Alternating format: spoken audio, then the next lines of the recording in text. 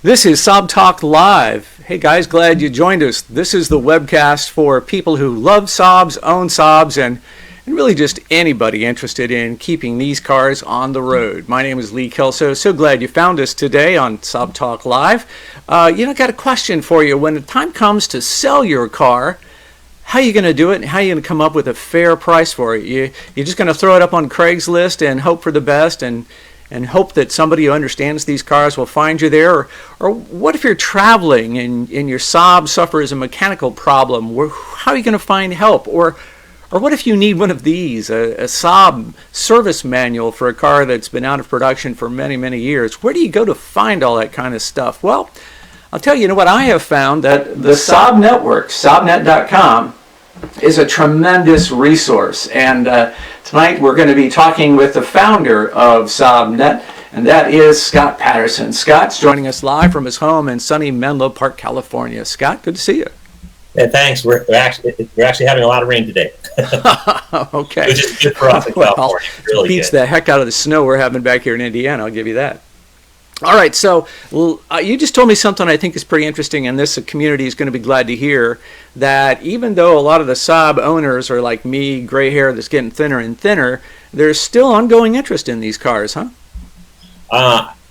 Over the past 5 years, I had someone actually come. I'll tell you a story. Someone actually came to me and offered to buy the site from me about 5 years ago, and so I put together a proposal, and it actually was, in retrospect, kind of negative. I saw, with Saab going out of business, I kind of was wondering how fast it was going to affect the Saab community and the value of our cars. And I was pretty pessimistic, and I'll tell you, I was wrong. Over the past 5 years, the whole Saab community and these cars and the value of these cars has held and increased. And I've even seen recently, which has surprised me, and it shouldn't be a surprise, is that there's a younger generation coming right along that has a strong interest in these cars. And that was the way it was, 10, 15, 20 years ago. Saabnet is 30 years old, and I've always seen a strong interest from young people in these cars. And I see it again, young people are still interested in these cars. Oh, that's fantastic. And as you were just mentioning prices, I watched that kind of close, and I've been looking at Bring a Trailer, and wow, some of the costs there. I mean, there was this 1988 Springtime in Sweden Classic 900 convertible, $18,500, or this just sold, I think, about a week ago, really, this 95 9000 Aero, $17,500. That is just absolutely killer. That's really a surprise. Yeah, there was some talk I just saw about Gary Small Saab up in Oregon. They have some cars for sale on Saabnet, and they actually ask, the full value of these cars, and there's sometimes some complaints about, they're asking too much, and it's and they're very patient. They'll wait a year for the right, the person who wants that car to come along, and I applaud them. I feel that any Saab owner, whether it's an individual or a dealer, it should feel free to ask whatever they feel is worth, their Saab is worth. And, either they'll get it, they can be patient and wait for it to come along, or they'll have to lower their price to get, to get a buyer. But, that's the way the market works. And if you want to be patient and get the price you want for your Saab, that's great. And as far as Gary Small Saab goes, they they put these cars in very good condition. They service them meticulously, and they're above reproach as far as integrity. Both Gary and his daughter, who helps run the business, Robin, they're fantastic people. So you watch the market because of the fact that you're posting classified ads for these cars. In fact, let me just bring that up. We'll just kind of go there now. Your classifieds here in the Saabnet or Saabnet.com website. What's your advice on how I figure out what to pay for this car? Here's all the cars that are new this month. How do you figure out what's the right price for your car? Yeah, I get that question a lot, and I don't. Me personally, I haven't owned every model. We've owned, my wife and I have owned Classic 900s. I have a 73 Sonnet in the driveway. I have a 92X. She has a 93X wagon. We've had a couple of We've had a sport combi. So I don't have practical experience with them all, but I don't follow every single sale. But my usual advice to people who are asking how much should I price my Saab for, is to go and look in Saabnet classifieds under that model, see what people are currently asking, see if you can find a comparable model. But in addition, I have data for reported sales going back to 2007 on each model. So there, at the top of each page of the classifieds for a model, there is past sold, a link to past sold Saabs of that model. And you can get an idea what recently has sold on the Saab network as well. Use that to kind of get an idea where you might price your Saab. I also tell people not to use KBB or KBB, Kelly Blue Book, KBB.com or NADA.com, because what I understand is that those sites actually get some data from the manufacturers to help set the pricing. And since Saab is out of business, those sites no longer get any data from Saab about whatever it is that they get from the manufacturer. I don't know what it is, but I understand that they get some data. So the prices are artificially lower on NADA and KBB. And my practical experience with that is my first 92X Aero was totaled by a guy who ran a stop sign. My daughter and I were in the car, but we were totally fine. The car did a great job absorbing the impact. And I went on KBB to find out my value, which it said for a mint condition. And my car had some dings and stuff. It was not mint. It said 6,200. My insurance paid $10,200 for that car, and I was able to go out and get another one. Mm-hmm. So, it was way off as far as it goes to value my Saab. Yeah, that's a soapbox issue for me. I'm a big believer in agreed value classic car insurance for our cars, and it's not terribly expensive. And if you lose your car in a total loss scenario, well, you'll be darn glad that you set the value and not the insurance company. So that's something I hardly recommend people explore. Yeah, the other thing that I have had happen a bunch of times is people have had their insurance lowball their Saabs. Mm-hmm. And so they've come in and they've taken out the data from Saabnet on sales. Yeah. And that helped them to get the proper value for. I'll bet that is true. So when I'm looking here at the sold listings on your website, is this price that you show here, is that the sales price, or how do I know what it actually sold for? Yeah, that's a very good question. You can't. I don't always get notified.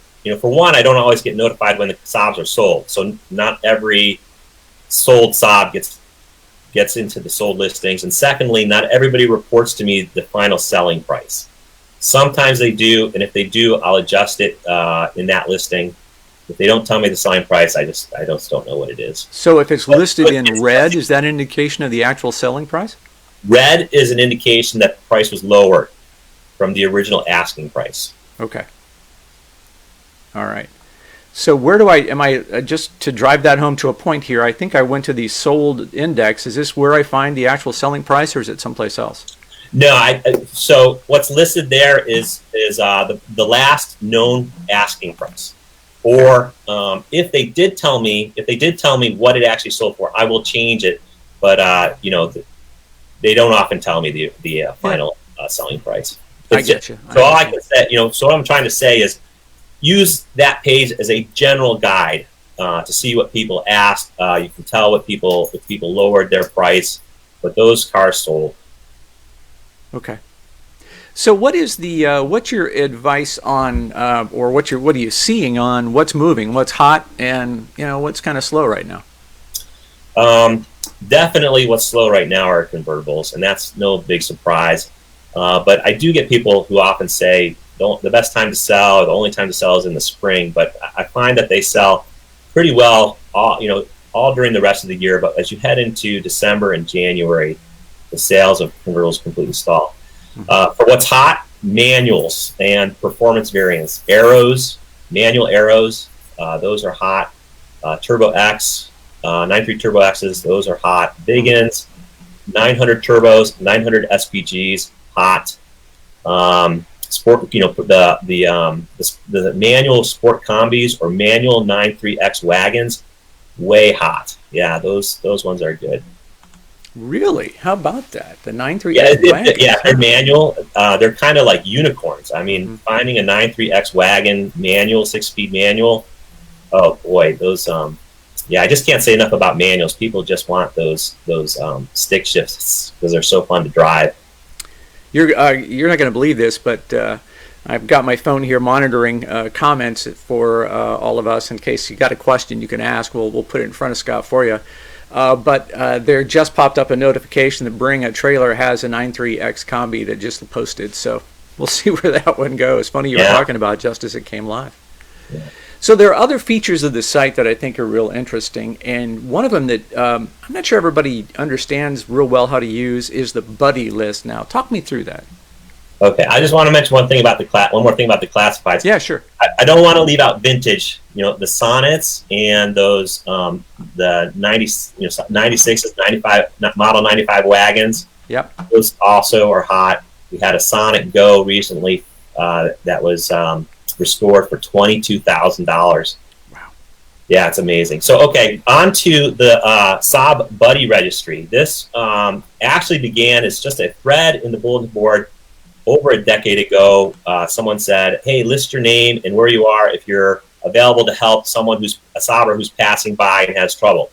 And then it evolved just recently in the last year. I put it all into a database so that you could search by, state and I forget what else is searchable by our country. And it not only is for people who are in the area who could help a stranded Saabber who's passing by, but also it has a listing in each entry if you have a Tech 2. There are a lot of Saabbers who have a Tech 2 and who are willing to help people in their area if they need things changed with their car that can only be done with a Tech 2. Even I think actually reprogramming a key requires a little bit more like a subscription, but you can get that, and the people who have a Tech 2 know how to do that. I think I forget what the cost is for a 1-day subscription to be able to reprogram a key, but there's a listing in there. It tells if they have a Tech 2. It also tells it also says if they're willing to look at local Saabs for sale. Say you're not local to that Saab and you'd like to have it checked out by someone who knows Saabs.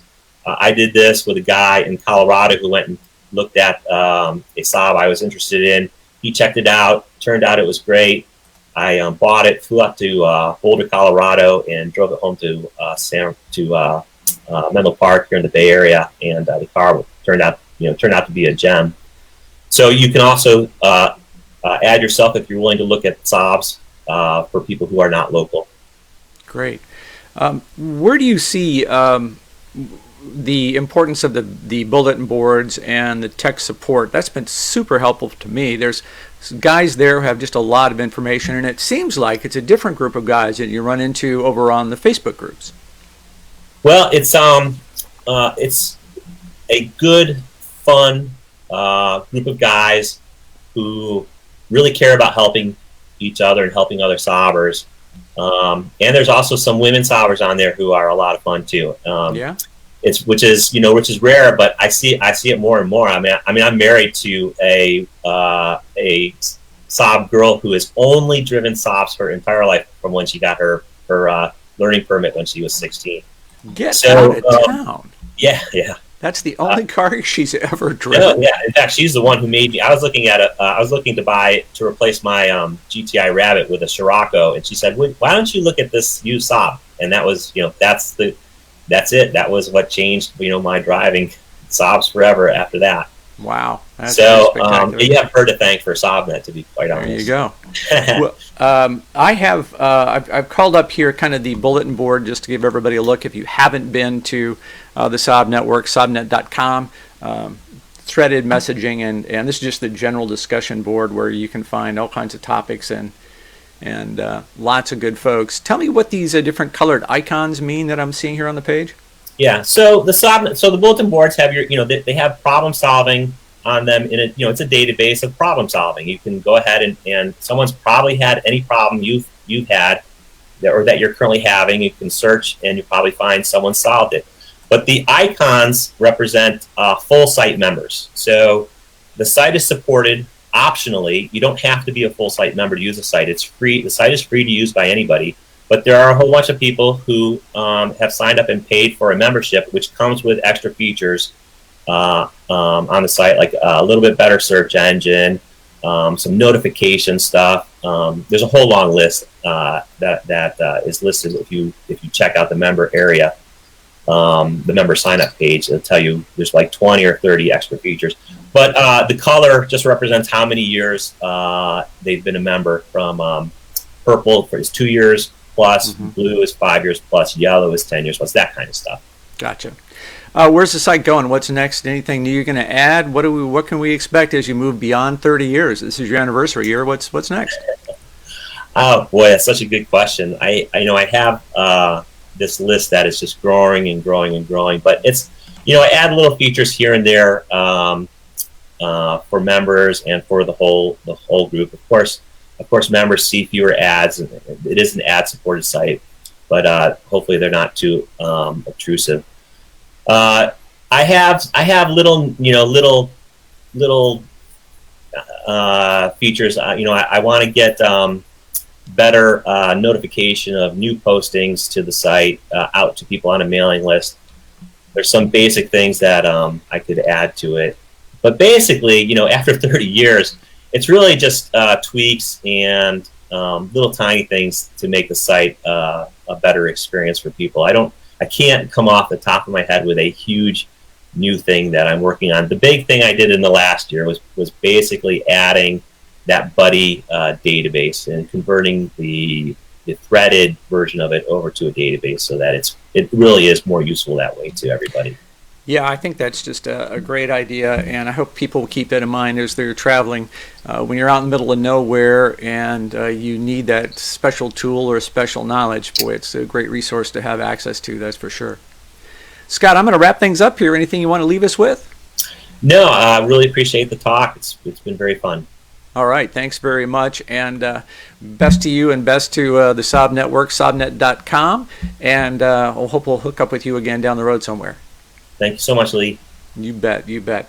Hey guys, thank you for joining us. SAAB Talk Live every other Tuesday night at 8 p.m. on Facebook, and you can also then look for it over on my YouTube channel, this little YouTube channel here.